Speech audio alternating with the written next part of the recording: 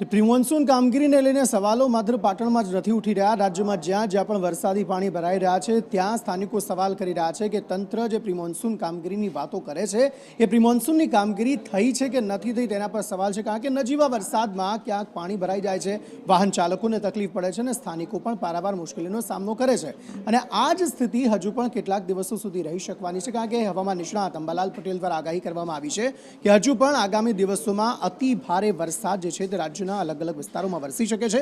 હવામાન નિષ્ણાત અંબાલાલ પટેલે કહ્યું છે કે રાજ્યમાં આજથી જ વરસાદનું જોર વધવાનું છે અને એટલે કે મધ્ય ગુજરાત હોય, દક્ષિણ ગુજરાત હોય કે પછી ઉત્તર ગુજરાત હોય, 13 અને 14 જુલાઈએ ભારે વરસાદની આગાહી અંબાલાલ પટેલ દ્વારા વ્યક્ત કરાઈ છે।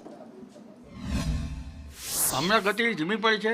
તારીખ 13-14માં થોડી ગતિ વધશે, પરંતુ વાદળો ઊંચા લેવલના હોવા છતાં વરસાદ થવાની શક્યતા રહે છે। અરબ સાગરનો ભેજ અને બંગાળના ઉપસાગરના ભેજના કારણે વરસાદ થવાની શક્યતા રહે છે અને લો પ્રેશરના કારણે વરસાદ થવાની શક્યતા રહે છે। ખાસ કરીને પૂર્વ ગુજરાતના ભાગોમાં વરસાદ થવાની શક્યતા રહે છે। મહીસાગરના ભાગોમાં ભારે વરસાદ થવાની શક્યતા રહે છે। આ ઉપરાંત લગભગ પંચમહાલના ભાગોમાં ભારે વરસાદ થવાની શક્યતા રહે છે। સાબરકાંઠાના ભાગોમાં ભારે વરસાદ થવાની શક્યતા રહે છે। દક્ષિણ ગુજરાતના ભાગોમાં ક્યાંક ભાગોમાં ભારે વરસાદ થવાની શક્યતા રહે છે। દક્ષિણ સૌરાષ્ટ્રના ભાગોમાં ભારે વરસાદ થવાની શક્યતા રહે છે અને કોઈ ભાગમાં અતિ ભારે વરસાદ થવાની શક્યતા રહે છે।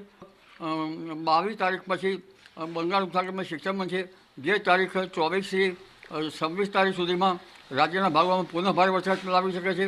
આ દિવસોમાં અણધાર્યો વરસાદ પણ વચ્ચે ત્રાટકી શકવાની શક્યતા રહેશે। તારીખ 22 પછી એક સિસ્ટમમાં છે, તારીખ 26 પછી એક સિસ્ટમમાં છે, એટલે લગભગ તારીખ 24થી માસના અંત સુધીમાં અને 24થી 26માં રાજ્યના ભિન્ન ભાગોમાં વરસાદ થવાની શક્યતા રહે છે।